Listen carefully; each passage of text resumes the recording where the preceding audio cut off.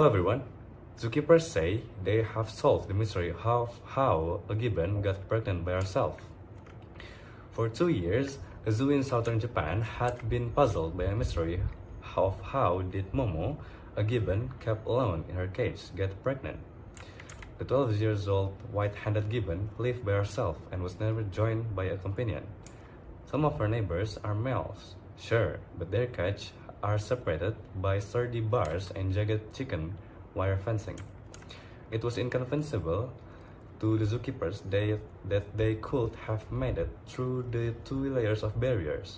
She gave birth in 2021 to a yet unnamed male gibbon with black hair and white fur trimming around its face.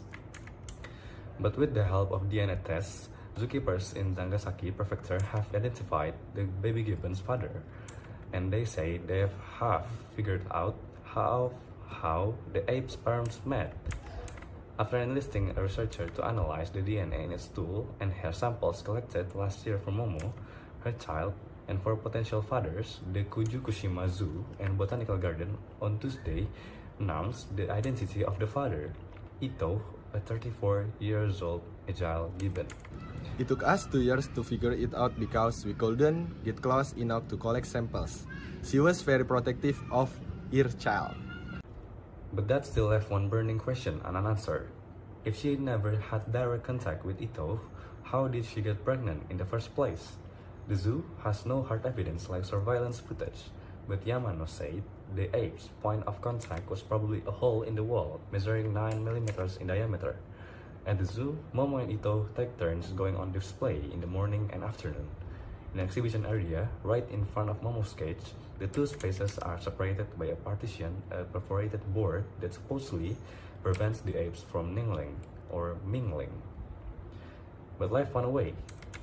They have to get used to each other first, but hopefully they live together as one family.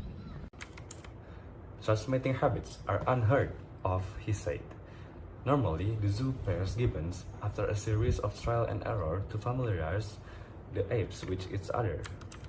In the wild, gibbons select their mates based on physical appearance, social behavior, and vocalization, such as the complex songs they sing. The zoo didn't say what, if anything, Ito did to woo Momo. Since the mystery has been solved, Yamano said the zoo hopes to move Ito in with Momo and their child. We think it is very likely that one of the days that Ito was in the exhibition space, they copulated through a hole. To prevent unwanted pregnancy, the zoo has replaced the perforated partition board with a barrier with no openings, said Yamano.